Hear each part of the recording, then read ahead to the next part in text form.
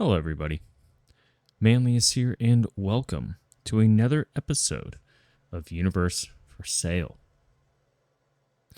And last time we woke up as her, our apartment wasn't as furnished as it used to be.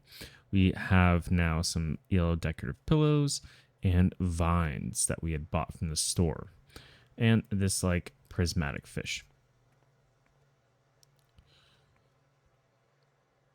Doesn't look like anything new here for us.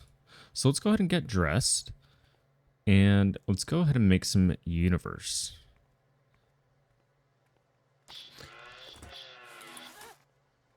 I do have a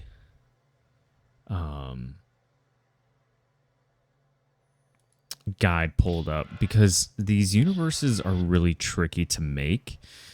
And I don't want to waste too much time trying to figure them out. I'll kind of give you an example.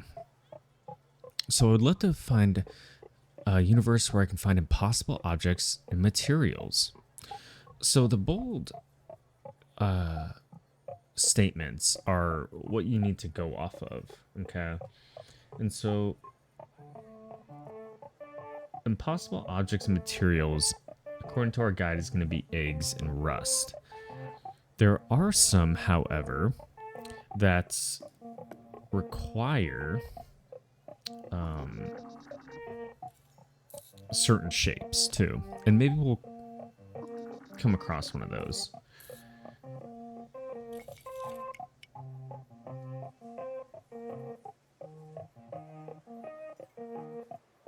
Okay. And then all we need to do is make it into a shape. Don't think it really matters what.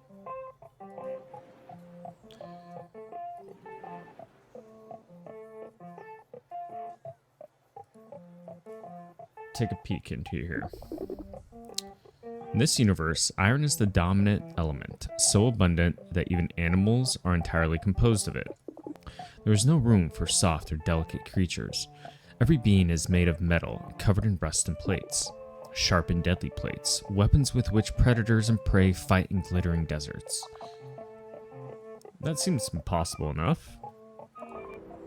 What a variety, container of infinite variables and combinations. Thank you.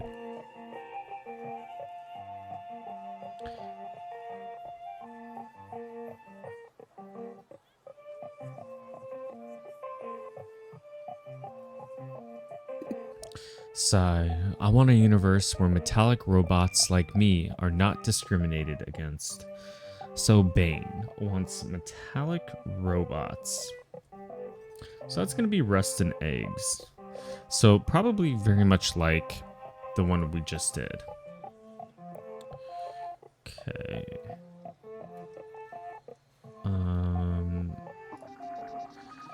Eggs and rust. Give that a good shake.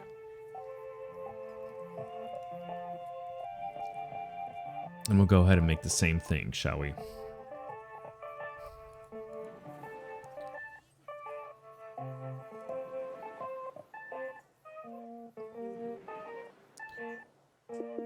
Yep, so we know this one.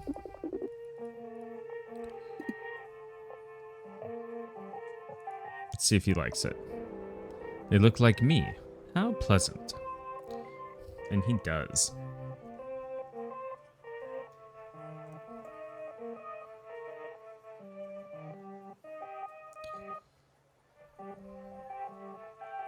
An Orango. And this is Laal. I have to give a gift to Bandar. I want a universe that reminds him of his name. So, for Lal,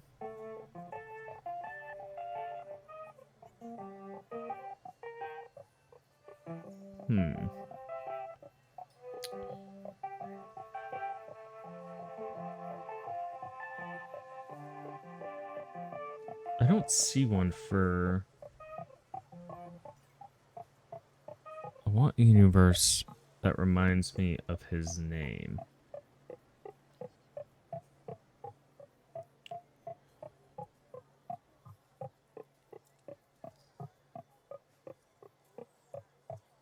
I'm going to assume that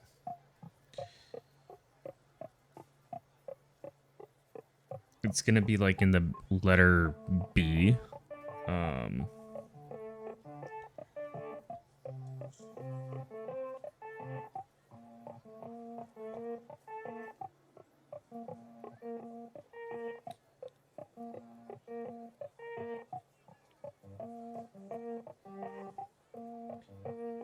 but I can't find anything in this one. So, can we make a bee? Is that even a shape that we can make?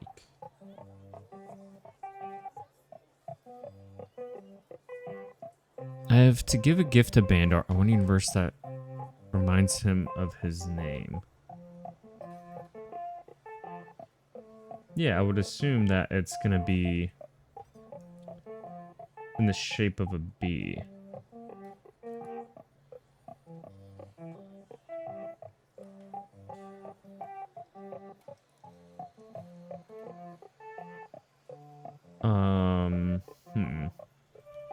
Yeah, let's just try that. So let's just do some moss, some water, you know, something pretty harmless.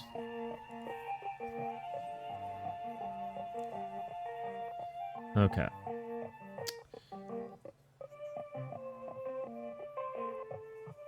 Let's go up, left, or sorry, right, down.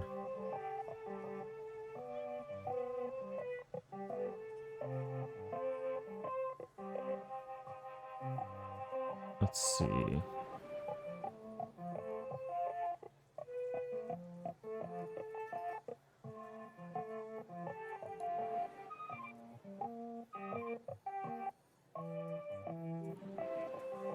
No, I want to connect. I need to connect it right here.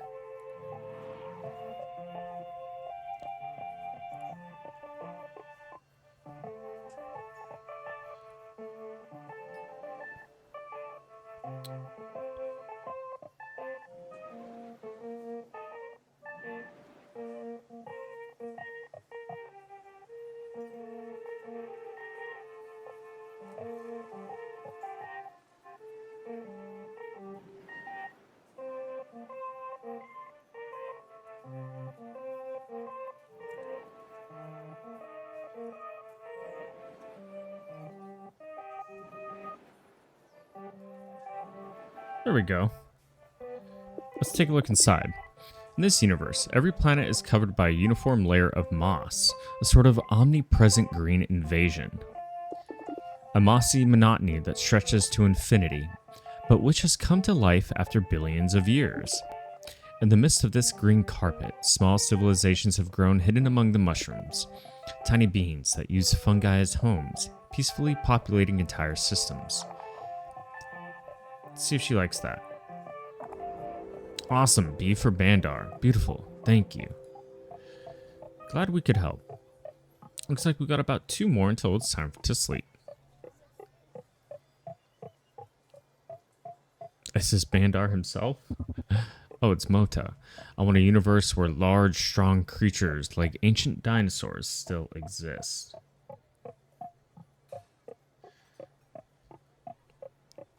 Let's see.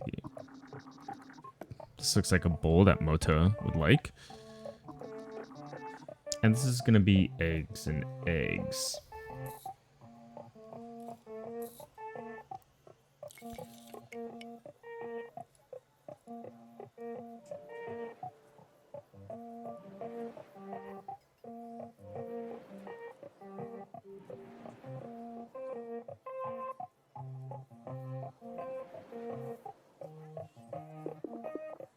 In this universe, there are enormous animals, hundreds of meters in size.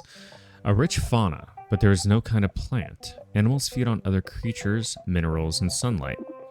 Often, the largest animals end up becoming ecosystems in themselves, with parasites acting as fauna and flora.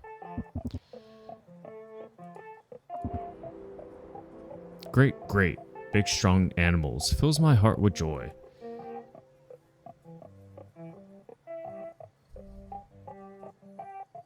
Looks like we have time for one more, maybe. Ah, yes. Tino.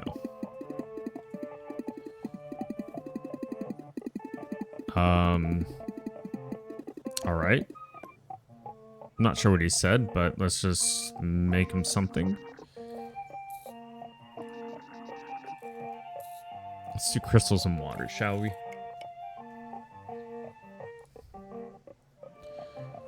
And what will this fetch us?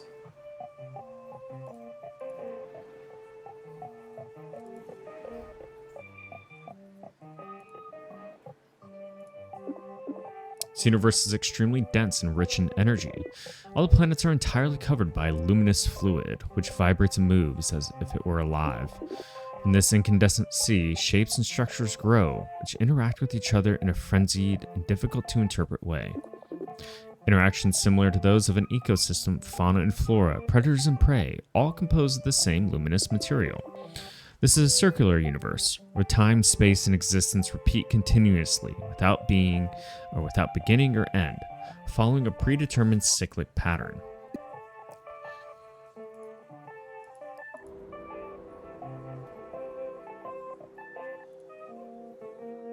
Looks like he likes it.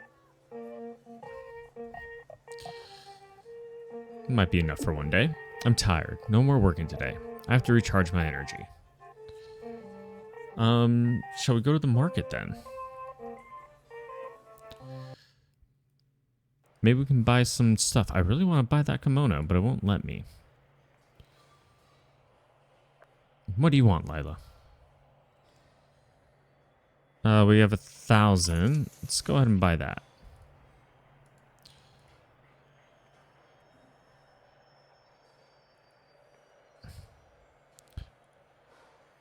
Let's see. These flowers might make a nice addition.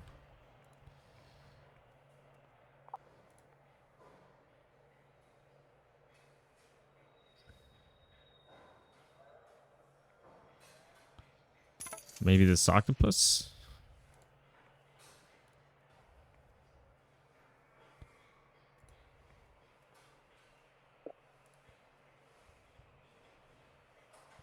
A new bolt, perhaps? This one's cool. Can't go in there. Can't go that way. Okay, looks like we've exhausted everything here.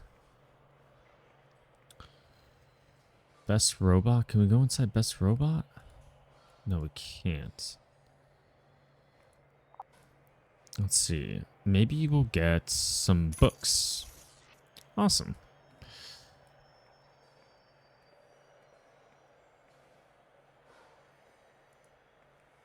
I think that does it then. Head back and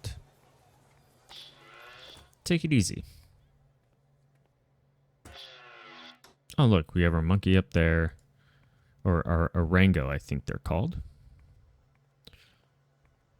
Our octopus guy and our new assortment of flowers. Place is coming along quite nicely.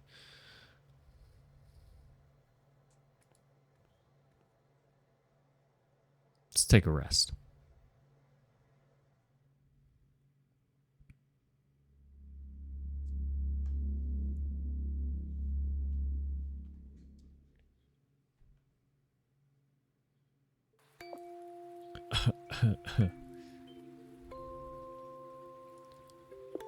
Mom, that cough again. Sorry, Lila. Honey, is everything all right? Daddy, Mom is coughing a lot again. I'm okay. But can you take over for me, please? Of course. Go get a glass of water. Is Mom gonna be okay? She's a strong one, dear. She must have just caught something, that's all. This is why you need to cover up when you go out, Lila. I always cover up, Daddy. Now keep reading, please. Yes, ma'am. Let's see.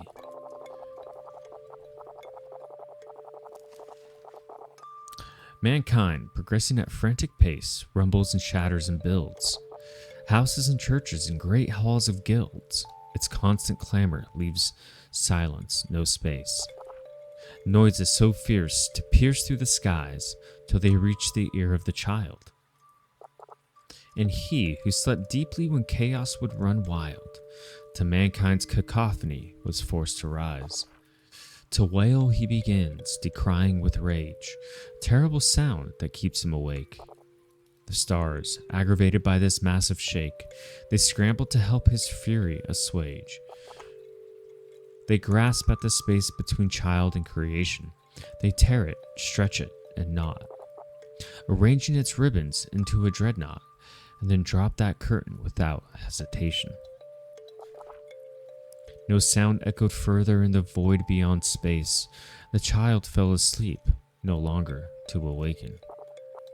While tentacled beasts, the veil that is cracking, kept watch on the threshold beyond which lies his face.